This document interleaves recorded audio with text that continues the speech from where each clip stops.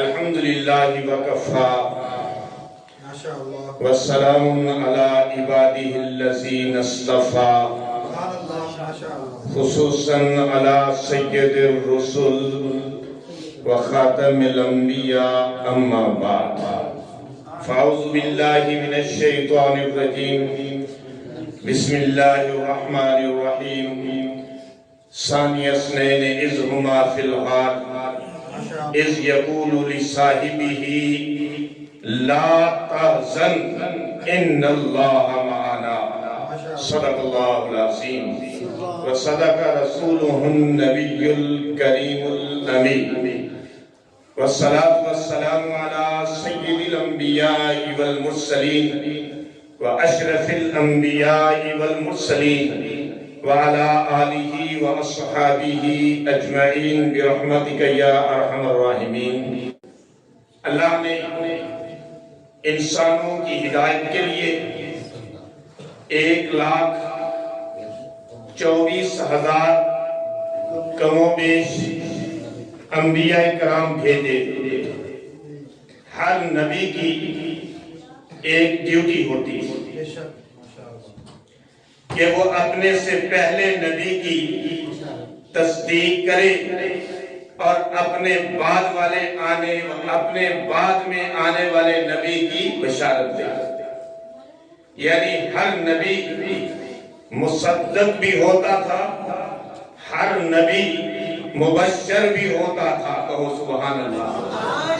بات سمجھنا ہے تو میرے ساتھ ہی آپ نے چلنا ہے تاکہ میں بھی آپ کے ساتھ چل سکوں۔ ہر نبی مصدق بھی ہوتا تھا، ہر نبی مبشر بھی ہوتا تھا، لیکن جب میرے اور آپ کے نبی امام الانبیاء محمد رسول اللہ صلی اللہ علیہ وسلم کی باری آئی، اللہ نے اس ترتیب کو بدل دیا۔ آپ مصدق تو ہوئے، مبشر نہ ہوئے۔ بڑا عجیب مسئلہ ہے۔ ختم نبوت کا مسئلہ بھی آئے گا، صدیقیت کا مسئلہ بھی آئے گا، خلافت کا مسئلہ بھی آئے گا۔ آپ مصدق ہوئے، مبشر نہ ہوئے، پہلے سے آنے والے انبیاء کی تصدیق تو کی، لیکن آپ کے اپنے بعد آنے والے کسی نبی کی بشارت نہ سنائی، کیونکہ آنا ہی کسی نے نہیں تھا۔ قیامت تک کوئی نیا نبی نہیں آئے گا۔ آپ نے بشارت تو کیا دینی تھی، الٹا یہ کہہ کر نبوت کا دروازہ بند کر دیا۔ انا خاتم النبیین لا نبی بعدی، میں آخری نبی ہوں، نبیوں کا خاتم ہوں، میرے بعد قیامت تک کوئی نبی نہیں۔ سمجھ آ رہی بات؟ اب یہاں پہ نبوت کی سیٹ اٹھا لی گئی۔ آپ کو ایک نئے انداز سے سمجھا۔ اللہ شرح صدر عطا فرمائے، کہو آمین۔ اب حضور کے بعد، ہمارے حضور کے بعد، بچے بھی اور سے سن لیں، ہمارے حضور کے بعد نبوت کی سیٹ اٹھا لی گئی۔ اس جگہ پہ صدیقیت کی سیٹ رکھ دی گئی۔ کہو سبحان اللہ۔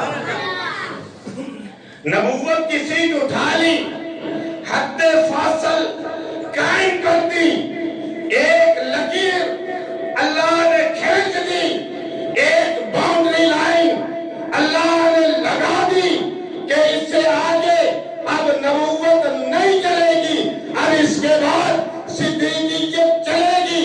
اور مقام صدیقیت عطا ہوا تو ایک ہستی کو عطا ہوا، اس کے بعد اب قیامت تو آ سکتی ہے، نبی کا صدیق کوئی نہیں آ سکتا۔ سبحان اللہ، نعرہ تکبیر، شان صحابہ، صدیق اکبر۔ صدیق کا معنی کیا ہے؟ صدیق کا معنی مصدق ہے، اور ابو بکر صرف صدیق نہیں، ابو بکر صرف صدیق نہیں، صدیق اکبر ہے، اور مصدق کا معنی تصدیق کرنے والا ہے، اور ابو بکر صرف تصدیق کرنے والا نہیں بلکہ مصدق اکبر ہے۔ نبی علیہ السلام جب معراج پر گئے، ساتوں آسمانوں کو کراس کیا، سدرۃ المنتہا کو کراس کیا، اور پھر نور کی تجلیات میں پردے اٹھتے چلے گئے، حضور بھی اوپر اٹھتے چلے گئے، آخر وہ مقام آیا کہ اللہ سے ملاقات کا شرف عطا ہوا۔ واپس آئے، جب واپس آئے جبریل ساتھ تھے، حضور علیہ السلام نے جبریل سے کہا، جبریل فرمایا یا میرے اللہ کے حبیب آپ کیا فرماتے ہیں؟ فرمایا جبریل میں جا کر لوگوں کے سامنے اس واقعہ کو جب رکھوں گا تو واقعہ کوئی مانے گا نہیں۔ سمجھ آ رہی؟ میں جب اس واقعہ لوگوں کے سامنے رکھوں گا، بیان کروں گا کہ میں راتوں رات بیت المقدس گیا، بیت المقدس سے پھر سدرۃ المنتہا پہ گیا، پھر رب سے ملاقات کی، تحفے طائف کا تبادلہ ہوا، پھر میں واپس آ گیا، بستر بھی گرم ہے، کنڈی بھی ہل رہی ہے اور کوئی مانے گا نہیں۔ فرمایا ہاں ہاں اے اللہ کے محبوب، کوئی نہیں مانے گا، کوئی نہیں مانے گا، لیکن ایک شخصیت مانے گی، ایک ہستی مانے گی۔ جبریل وہ کون ہوگا؟ فرمایا آپ کا یار صدیق ہوگا۔ علی المرتضی شیر خدا، سبھی مانتے ہیں کہ نہیں مانتے؟ علی کو تو مانتے ہو نا، لیکن علی صدیق کو مانتا ہے۔ علی المرتضی حدیث میں آتا ہے، قسم اٹھا کر فرماتے ہیں کہ رب کعبہ کی قسم، ابو بکر کا لقب صدیق اللہ نے عرش سے عطا کیا ہے۔ نعرہ تکبیر، شان صحابہ، مصطفیٰ کا ہم سفر۔ علی کی تو مانتے ہو، علی کو تو مانتے ہو، علی کی ماننے والوں، علی کو ماننے والوں، عجیب بات ہے، بات سمجھ میں نہیں آتی کہ جب علی صدیق کو مانتا ہے، اس کے ایمان کو مانتا ہے، صدیق کے ایمان کو مانتا ہے، صدیق کی صداقت کو مانتا ہے، صدیق کی خلافت کو مانتا ہے، صدیق کی عظمت کو مانتا ہے، صدیق کے علم کو مانتا ہے، صدیق کی رفت کو مانتا ہے، صدیق کے شان کو مانتا ہے، صدیق کے مقام کو مانتا ہے، تو تجھے کیا تکلیف ہے کہ نہ مانے؟ بے شک۔ اب آگے چلتے ہیں، اب یہ ہے صدیق اور یہ ہے مقام صدیقیت۔ ایک بات اور کہتا چلا جاؤ، دیکھیں جس طرح میں نے عرض کیا کہ صدیق اور صداقت کی بات ہے اور صادق اور صدیق کی بات ہے، دیکھیے صادق کس کو کہتے ہیں؟ صادق اس کو کہتے ہیں کہ جو ہمیشہ سچ بولے۔ صادق کس کو کہتے ہیں؟ جو ہمیشہ سچ بولے، اور صدیق اس کو کہتے ہیں جس نے کبھی جھوٹ نہ بولا ہو۔ میرے پیغمبر نے بھی کبھی بت پرستی نہیں کی، کبھی جھوٹ نہیں بولا، کبھی بتوں کے سامنے نہیں جھکے، کبھی نذرانے نہیں دیے، کبھی کسی ایسی مجلس میں نہیں گئے کہ جہاں شر اور فساد ہو، جہاں میوزک ہو، جہاں گانا ہو، کبھی ایسی مجلس میں نہیں گئے۔ صدیق بھی نہیں گئے، صدیق نے بھی کبھی بت پرستی نہیں کی، صدیق بھی کبھی بتوں کے آگے نہیں جھکے، صدیق نے بھی کبھی جھوٹ نہیں بولا، حضور علیہ السلام نے بھی کبھی جھوٹ نہیں بولا۔ مماثلت ہے، ابو بکر صدیق کی ہر ادا رسول اللہ صلی اللہ علیہ وسلم کی ادا ہی تھی کہ آپ کی اداؤں کو بھی انہوں نے اپنا لیا، کیونکہ رسول اللہ صلی اللہ علیہ وسلم کا برتاؤ، آپ صلی اللہ علیہ وسلم کا نور نبوت ڈائریکٹ جس ہستی پہ پڑتا تھا اسے ابو بکر صدیق کہتے ہیں۔ آپ کو ایک اور بات بتاؤں، ابو بکر، بکر کا معنی ہے پہلا، بکر کا معنی پہلا، چاہے کوئی مانے یا نہ مانے، بکر کا معنی پہلا، جیسے محمد صلی اللہ علیہ وسلم اس کے معنی تعریف کیا گیا، ایسے ہی بکر کا معنی پہلا، کوئی مانے یا نہ مانے، جب نام محمد لے گا تعریف کرے گا، اسی طرح جب بکر کا نام آئے گا وہ مانے گا، چاہے مانے نہ مانے کہ ابو بکر پہلا ہے۔ اسی لیے خلیفۃ بلا فصل ابو بکر صدیق ہے۔ اب آگے چلیے، کچھ اور باتیں کرتے ہیں، پھر آپ سے اجازت چاہوں۔ دیکھیے ابو بکر صدیق رضی اللہ تعالیٰ اس مقام پر ہیں کہ جو مقام فنا فی الرسول ہے، اور یہ مقام صرف اور صرف ابو بکر کو حاصل ہے، کسی اور کو حاصل نہیں۔ فنا فی اللہ یہ مقام حضرت عمر بن خطاب کو حاصل ہے، فنا فی الرسول کا مقام ابو بکر کو حاصل ہے۔ ایک مثال دیتا ہوں، مثالیں تو بڑی ہیں، قدم قدم پر ہیں، کہ دیکھیے مسلمان ابھی نئے نئے جو ہوتے تھے تو انہیں اپنا ایمان چھپا کے رکھنے کی حکم دیا جاتا تھا، ایمان ظاہر کرنے کی بھی اجازت نہیں تھی حضور علیہ السلام کی طرف سے۔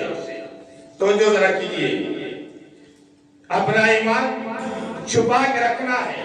تقریباً 39 افراد حلقہ بگوش اسلام ہو چکے تھے، اسلام قبول کر چکے تھے۔ ابو بکر صدیق عرض کرنے لگے، یا رسول اللہ صلی اللہ علیہ وسلم، ایسا کیوں نہیں ہوتا کہ ہم اللہ کی توحید کو واشراف الفاظ کے اندر بیان کریں؟ حضور علیہ السلام نے فرمایا نہیں، ابھی اجازت نہیں۔ ابو بکر نے پھر اصرار کیا، حضور نے فرمایا اجازت نہیں، اصرار کرتے رہے، آخر حضور علیہ السلام نے اجازت دے دی۔ توجہ میری طرف کیجئے گا کہ یہ اسلام کا پہلا خطیب ہے جو پہلا خطبہ دینے کے لیے کسی جگہ پہ نہیں، کسی پہاڑی پہ نہیں، کسی میدان میں نہیں، کسی وادی میں نہیں، خانہ کعبہ میں جا رہا ہے اور امام الانبیاء کی ہستی ساتھ ہے۔ کہو سبحان اللہ۔ یہ اسلام کا پہلا خطیب، وہ پہلا مددگار، پہلا صحابی، یہ اسلام کا پہلا مددگار ہے، پہلا خطیب ہے جو خطبہ دینے کے لیے بیت اللہ شریف کے شہر میں جا رہا ہے، جا کے خطبہ دیتا ہے، اعلان توحید کرتا ہے، رسالت کا پیغام دیتا ہے۔ اس اثنا کے اندر جو مشرکین وہاں موجود تھے نا، وہ آپ پر ٹوٹ پڑتے ہیں، آپ کو مارنا شروع کرتے ہیں۔ حالانکہ حضور علیہ السلام بھی موجود تھے۔ عتبہ جو سب سے پیش تھا، اس نے بہت مارا، اتنا مارا کہ لہو لہان کر دیا، آنکھیں ناک سب ایک ہو گیا، ہونٹ سوج گئے، چہرے سے خون بہ رہا ہے۔ حالت بہوشی میں اٹھا کر گھر لاتے ہیں۔ ابو بکر صدیق کو کچھ کھلانے کے لیے، کچھ پلانے کے لیے آوازیں دیتے ہیں، لیکن آواز کو سنتے کوئی نہیں، جواب دیتے کوئی نہیں۔ سارا دن گزر گیا، شام ہو گئی، آخر آوازیں دینے کے، بہت زیادہ آوازیں لگانے کے بعد کہ ابو بکر صدیق رضی اللہ تعالیٰ ہلکی سی آنکھیں کھولتے ہیں یوں کر کے، اور پھر لب بھی کھولتے ہیں، آنکھیں بھی کھولتے ہیں، لب بھی کھولتے ہیں، عجیب جملہ بولتے ہیں۔ سب حیران رہ جاتے ہیں، پریشان بھی ہو جاتے ہیں۔ اتنی دیر کے بعد صبح سے شام ہو گئی ہے، جب لب کھولے ہیں آپ حیران ہو جائیں گے کہ کیا کہا ہوگا۔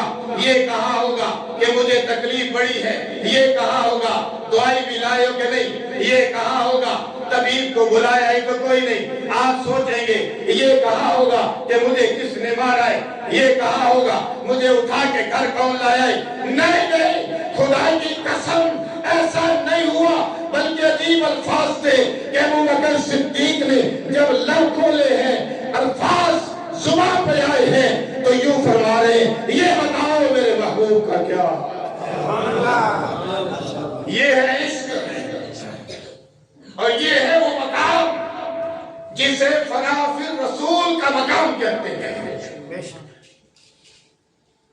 حضرت عمر تو فنا فی اللہ کے مقام پہ تھے نا، فنا فی اللہ کی تہ میں بقا کا راز مضمر ہے، جسے مرنا نہیں آتا اسے جینا بھی نہیں آتا۔ کسی نے کیا خوب کہا ہے کہ درفشانی نے تیری قطروں کو دریا کر دیا، دل کو روشن کر دیا، آنکھوں کو بینا کر دیا، خود نہ تھے جو راہ پر اوروں کے ہادی بن گئے، کیا نظر تھی کہ جس نے مردوں کو مسیحا کر دیا۔ کیا بات تھی ابو بکر صدیق کی رضی اللہ تعالیٰ عنہ۔ ابو بکر صدیق جب آنکھ کھولی ہے، لب کھولے ہیں تو کیا بولے ہیں کہ بتاؤ میرے محبوب کا کیا حال ہے۔ خاندان والے ناراض ہو گئے، کچھ چلے گئے، اماں سے کہا اماں بتاؤ نا۔ اماں کہتی ہے تجھے اپنی کوئی نہیں ہے، تجھے اپنی کوئی نہیں ہے، تجھے محمد کی پڑی ہے۔ ابھی تک وہ مشرف اسلام نہیں ہوئی تھی۔ تو خیر ام جمیل سے پوچھا گیا، یہ فضائل اعمال میں بھی ہے، یہ واقعہ فضائل اعمال میں بھی ہے۔ ام جمیل حضرت عمر فاروق رضی اللہ تعالیٰ عنہ کو بہن، انہوں نے اسلام چھپایا ہوا تھا اس وقت، ان کی طرف گئی، ان کو بلا کے لائی۔ خیر انہوں نے آ کے بتایا کہ خیریت سے ہے۔ اب پتہ چل گیا ابو بکر کہ آپ خیریت سے ہیں، وہ ٹھیک ہے، آپ کے محبوب ٹھیک ہے، اللہ کے رسول ٹھیک ہے، اب تو کچھ کھا لو، اب تو کچھ دوا لو، اب تو کچھ کھا لو، اب تو کچھ دوا لو۔ کہنے لگے نہیں نہیں نہیں نہیں، کبھی نہیں ہو سکتا۔ علامہ اقبال بھی تڑپ گئے۔ میں آپ کو کبھی علامہ اقبال کی عشق مصطفیٰ سے پھر عشق ابو بکر صدیق کی طرف لے جاؤں، آپ حیران ہو جائیں۔ وہ فرماتے ہیں کہ پروانے کو چراغ، پروانے کو چراغ اور بلبل کو پھول، بس صدیق اکبر کے لیے خدا کا رسول۔ پروانے کو چراغ جیسے چاہیے، ابو بکر کو رسول اللہ چاہیے۔ کہتے ہیں نہیں کھاؤں گا، نہیں پیوں گا۔ کیا کرو گے؟ اٹھاؤ لے کے جاؤ۔ اٹھایا دار ارقم میں پہنچایا، رسول اللہ صلی اللہ علیہ وسلم بیٹھے ہوئے، آپ کی گود میں سر رکھ لیا۔ حضور علیہ السلام نے فرمایا ابو بکر اب کیا حال ہے؟ فرمایا سارا درد کافور ہو گیا، سارا غم دور ہو گیا۔ سارا درد کافور ہو گیا، سارا غم میری طرف، یہ تو نچوڑ تھا بھائی، نچوڑ تھا۔ سارا درد کافور ہو گیا، سارا غم دور ہو گیا۔ آخری بات کروں، ابو بکر صدیق آپ کو غار میں لے چلے۔ غار سے پہلے جناب قاری عطا اللہ صاحب، مفتی عطا اللہ صاحب، انہوں نے پہنچایا اور پھر غار کی بات کی، مزار کی بات کی۔ مولانا سمیع اللہ نے دریا کو کوزے میں بند کیا، بہت پیارا بیان سلیم طارق نے کیا۔ ابھی میرے سامنے خطیب لاہور، خطیب پاکستان جناب قاری شہباز صاحب موجود ہیں، وہ بھی آپ کے کانوں میں رس گھولیں گے۔ میں آخری بات کروں کہ دیکھیے میں آپ کو غار کے اندر لے جانا چاہتا ہوں، یہ بتانا چاہتا ہوں اللہ نے اس مقام پہ کیا کہا۔ غار کے اندر ابو بکر گئے ہیں، پہلے اترے ہیں، غار کو صاف کیا ہے، جھاڑو دیا ہے، جھاڑو دے کے سوراخوں کو بند کیا ہے۔ ایک سوراخ رہ گیا ہے جس پر جو ہے انہوں نے اپنے جو ہے ایک سوراخ ہے جس پر اپنی ایڑی کو رکھ دیا ہے۔ رسول اللہ پاک، رسول پاک کو دعوت دی ہے، آپ اندر آ گئے ہیں۔ جس طرح حضور نے دار ارقم میں ابو بکر کو اپنی جھولی میں لٹایا تھا، اسی طرح ابو بکر نے اپنی جھولی کو ریل بنا دیا ہے۔ حضور کا چہرہ قرآن ہے، اپنی جھولی میں رکھ دیا ہے۔ سبحان اللہ۔ سمجھ آ رہی ہے بات؟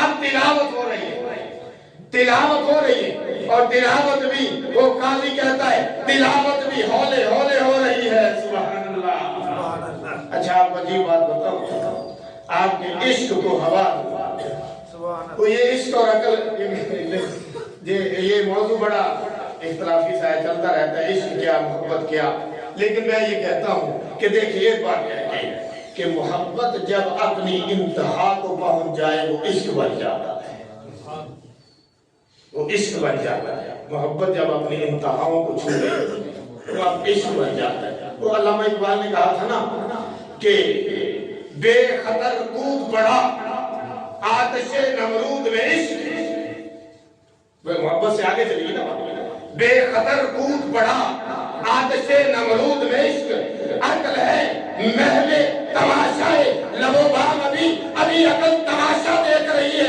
ابو بکر غار میں سانپ کی جو ہے بل پر اپنی ایڑی لا کے بیٹھ گیا ہے. کوئی سمجھ آئی کہ کوئی نہیں آئی؟ یہ اس کی انتہا تھی. خیر رحل بنایا اپنی جھولی کو, قرآن جھولی میں رکھا ابو بکر صدیق نے. اور جب سانپ نے نا کالے نے جب ڈنگ مارا, یہ کالے کپڑوں والا آج بھی ڈنگ مار رہا ہے, نہیں رکے گا مولانا, نہیں رکے گا, کیونکہ سانپ کی فطرت میں ڈنگ مارنا ہے, اس نے مارنا ہی ہے. کالے نے ڈنگ مارا, ابو بکر کو درد ہوا, فطرت تھی نا, درد تو ہونا تھا نا, درد ہوا, آنکھوں سے آنسو آئے, آنکھوں سے آنسو آئے. صدیق تیرے آنسوں پہ قربان. کسی کے آنسو گرے گے داڑھی پہ, کسی کے آنسو سینے پہ, کسی کے آنسو ہاتھوں پہ, کسی کے آنسو زمین پہ, کسی کے آنسو مسلے پہ, کسی کے آنسو منبر پر, لیکن صدیق تیرے آنسو پہ قربان جاؤ کہ لوگ سارے مصطفیٰ ہیں اور تیرے آنسو گر رہے ہیں. میں آپ کو کیا بتاؤں کہ وہ کیا کیفیت تھی ابو بکر کی کہ آنسو رخسار مصطفیٰ پہ گر رہے تھے, اور جب آنسو گرے تو مصطفیٰ کو نیند آ گئی, جاگ آ گئی. نیند میں تھے, سوئے ہوئے تھے, جاگ آ گئی. ابو بکر کیا ہوا؟ فرمایا یا رسول اللہ, لگتا ہے کوئی چیز ڈس رہی ہے. موزی ڈس رہا ہے, موزی ڈس رہا ہے, موزی کا کام ہی ڈسنا ہے. صدیق کا کام ہے رگڑنا, صدیق کا کام ہے رگڑنا, موزی کا کام ہے ڈسنا, ڈستا رہے گا. صدیق والے رگڑتے رہیں گے انشاءاللہ. میں آخری باتیں جلدی سمیٹ دوں, دو تین منٹ باتیں, دو تین والا یہ بھی کالا ہے. اسی غار پہ ہی بات ختم کرنی ہے, میں نے دو تین صرف. اب دیکھیں کہ اب جو ہے تلاوت ہو رہی ہے, آنکھوں سے آنسو جاری ہے, رخسار مصطفیٰ ہے, آنسو قیمتی بن گئے, رخسار مصطفیٰ پہ گرے ہیں. رسول اللہ صلی اللہ علیہ وسلم نے ابو بکر کو تسلی دی.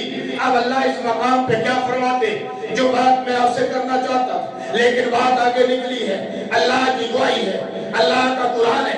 اللہ فرما رہے ثانیہ سنین اذ ہما فی الغار, کائنات کا کوئی بھی جھوٹا بڑے سے بڑا صدیق کا دشمن اس نص قرآنی کا انکار نہیں کر سکتا. اور علماء کی نظر جو جملہ کرتا کہ نص قرآنی کا انکار, سارے علماء بولیں گے نص قرآنی کا انکار کفر ہے کہ نہیں ہے؟ تو جو نص قرآنی کا انکار کرے وہ کافر ہے. نص قرآنی کا انکار کفر ہے. جو صدیق کی صداقت کا انکار کرے گا وہ نص قرآنی کا منکر ہوگا. ساری اسرائیل انہما فی الغار, وہ ایک اور دوسرا وہ دو غار میں تھے. اذ یقول لصاحبہ, جب وہ اپنے صاحب سے کہتا تھا, جب اپنے دوست سے کہتا تھا, جب اپنے سنگی سے کہتا تھا, جب اپنے یار سے کہتا تھا, لا تحزن, کائنات میں 1,40,000 صحابہ کرام ہیں, آپ کوئی نہیں دکھا سکتے کہ جس کو پیغمبر نے کہا ہو لا تحزن, لا تحزن, لا تحزن, ان اللہ معنا. صدیق غم نہ کر, اللہ ہمارے ساتھ ہے. صدیق غم نہ کر. کیا یہ نبی کا جملہ میں آپ کو اہل سنت کو تسلی کے لیے کہہ دوں, کیا یہ نبی کا جملہ اس وقت کے لیے تھا کہ قیامت تک کے لیے ہے؟ صدیق غم نہیں کرنا, اللہ ہمارے ساتھ ہے. وآخر دعوانا